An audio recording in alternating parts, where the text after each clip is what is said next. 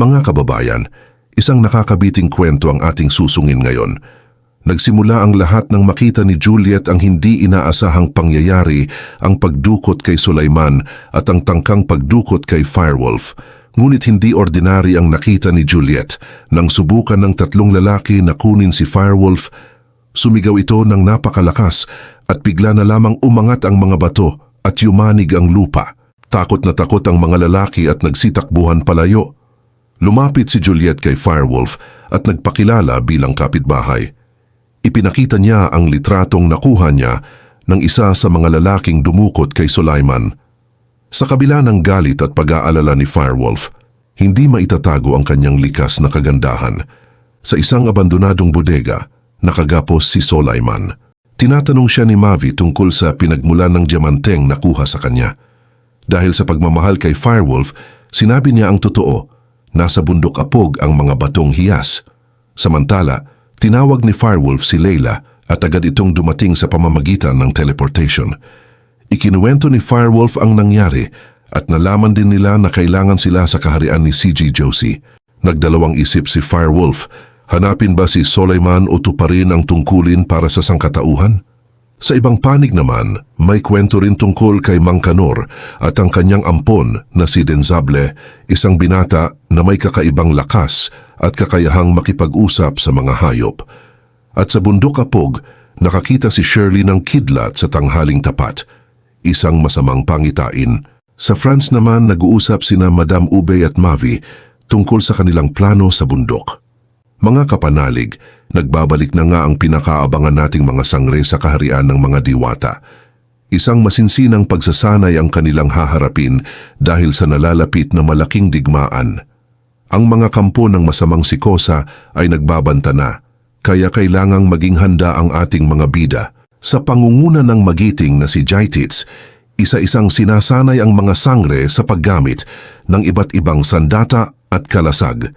Hindi lang yan, itinuturo rin sa kanila ang tamang pagsusuot ng kanilang mga baluti. Teka, hindi ito ordinaryong baluti. Bawat kasuotan ay may simbolo ng kanilang taglay na kapangyarihan.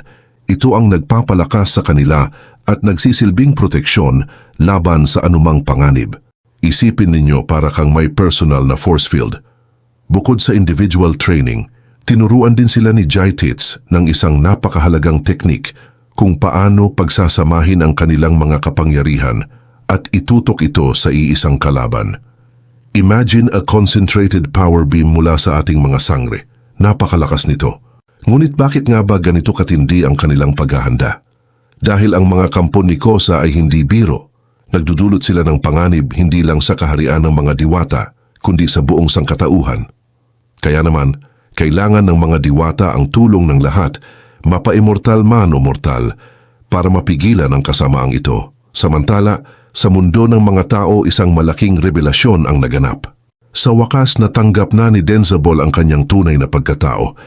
Mula nang yakapin niya na hindi na siya isang ordinaryong tao, abay lalong lumakas ang kanyang pisikal na kakayahan.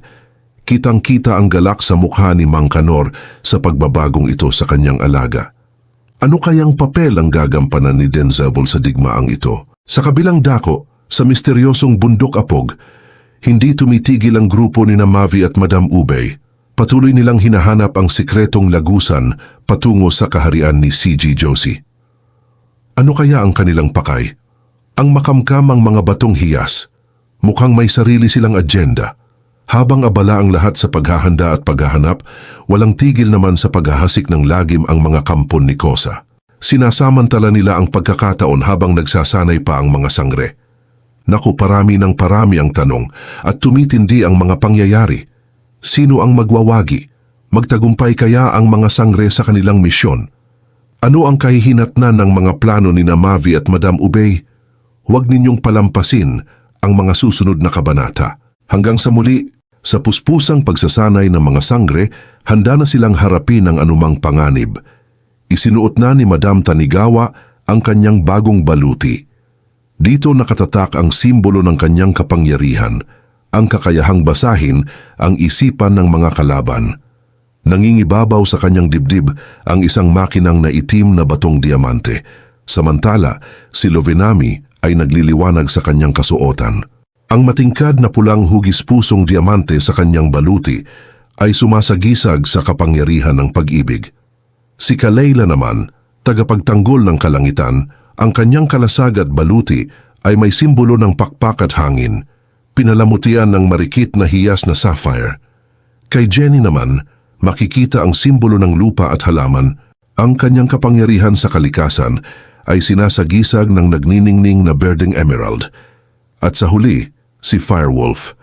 Sa kanyang bagong baluti at kalasag, lalong lumabas ang kanyang tunay na ganda't lakas. Makikita rito ang simbolo ng kidlat, lupa at tubig. Isang testamento sa lawak ng kanyang kapangyarihan. Dahil sa masinsinang pagsasanay na bunsod ng pagkawala ni Sulaiman, dumoble ang kanyang lakas. Ngunit batid ng ibang sangre ang panganib. Nangangamba sila na baka hindi makontrol ni Firewolf ang ganitong kalaking kapangyarihan dahil sa bigat ng kanyang pinagdaraanan.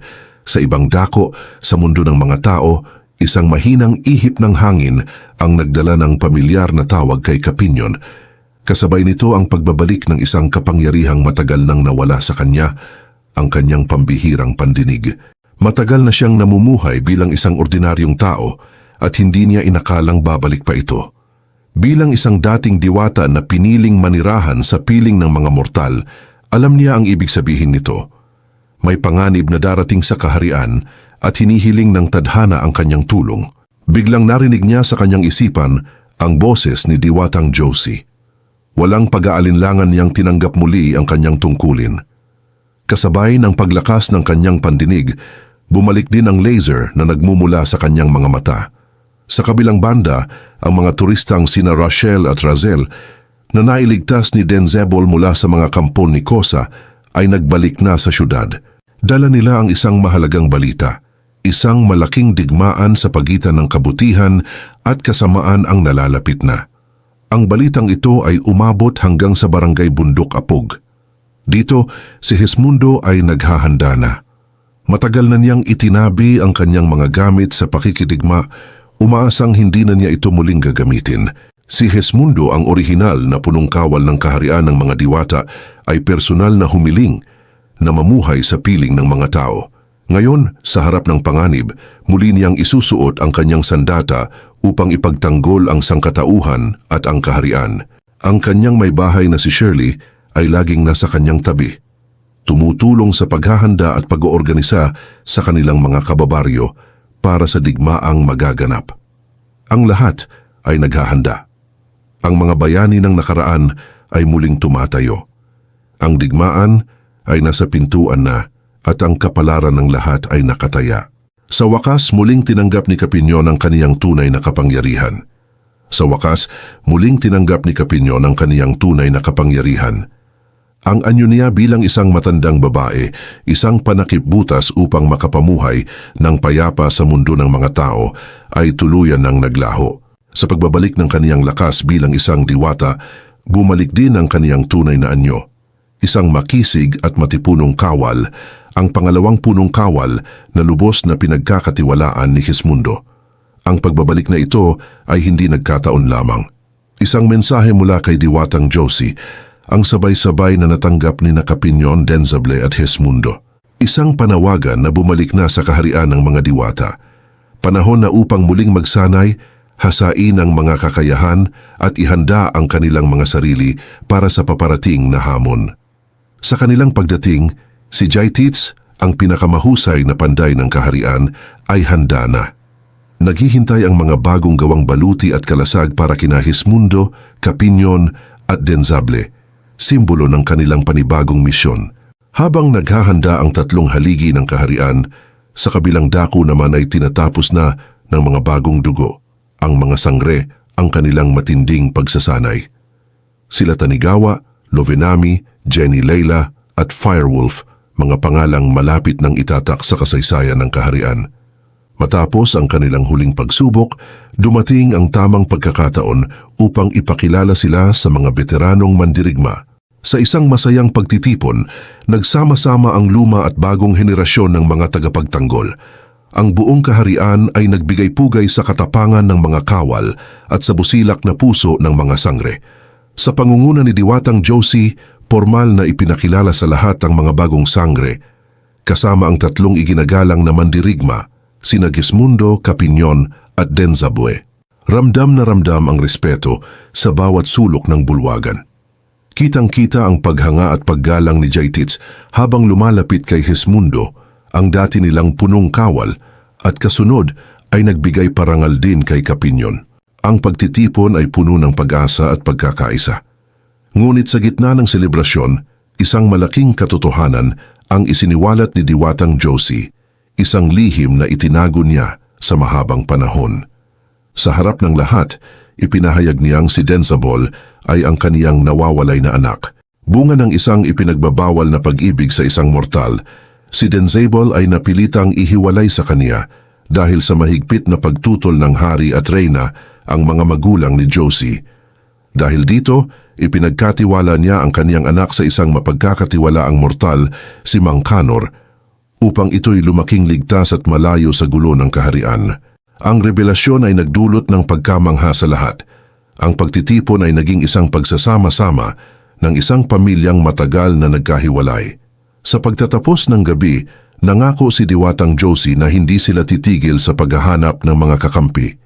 Mula man sa mundo ng mga mortal o immortal, lahat ng tulong ay kailangan upang maprotektahan ang kanilang pinakamamahal na kaharian. Isang bagong kabanata ang nagsisimula. Maraming salamat sa panonood mga kakwento. Huwag kalimutang mag-subscribe at i-click ang notification bell para hindi mahuli sa mga susunod na kabanata ng ating pakikipagsapalaran. Hanggang sa muli, sa isang mundong puno ng kababalaghan, dalawang magigiting na pulis sina Romeo at Ron ang napasabak sa isang investigasyong hindi nila inaasahan. Ang lahat ay nagsimula sa isang sumbong mula kay Juliet Daily Remix, isang lalaki ang kinidnap at tinangkaring dukutin ang magandang asawa nito. Ngunit ang nagpahirap sa kanilang isipan ay ang salaysay ni Juliet na umangat daw ang mga tipak ng bato nang magalit ang babae. Pagdating sa crime scene, laking gulat nila nang makitang nagkalat nga ang mga malalaking bato. Isang napakalakas na puwersa lang ang makakagawa nito. Bukod pa rito, may mga report din silang natatanggap tungkol sa mga kakaibang nilalang na namiminsala sa mga tao at bigla na lang naglalaho sa dilim. Habang lumalalim ang kanilang pagsisiyasat, napagtanto nilang hindi ito kagagawan ng ordinaryong tao. Sino ang kayang magpaangat ng mga bato at ano ang mga halimaw na ito? Unti-unting gumapang ang takot sa kanilang mga puso. Alam ni na Romeo at Ron na maaring hindi sapat ang kanilang kakayahan bilang mga pulis. Ang kanilang mga baril, ang kanilang training, tila walang silbi laban sa hindi kilalang kaaway. Paano nila ipagtatanggol ang sangkatauhan kung hindi nila alam kung ano ang kanilang kalaban? Isang gabi sa kanilang pagpapatrolya, bigla silang hinarap ng isang halimaw, ubod ng lakas at bilis. Sinubukan nilang lumaban pero hindi umubra ang kanilang mga bala. Wala silang nagawa kundi ang umatras para iligtas ang kanilang mga sarili. Ngunit sa gitna ng kanilang pagtakas, isang misteryosong nilalang ang biglang sumulpot. Gamit ang isang tila sibat na may makinang na talim, isang malakas na enerhiya ang bumalot dito. At sa isang iglap, pinuksan nito ang halimaw. Sino ang nilalang na ito? Mas malaki lang siya ng bahagya sa isang normal na tao, ngunit ang kanyang bilis at lakas ay hindi pangkaraniwan. Saan siya nagmula? Siya ba ay kakampi o isa ring panganib na kailangan nilang harapin? Ang mga tanong ay lalo pang dumarami. Salamat sa panonood.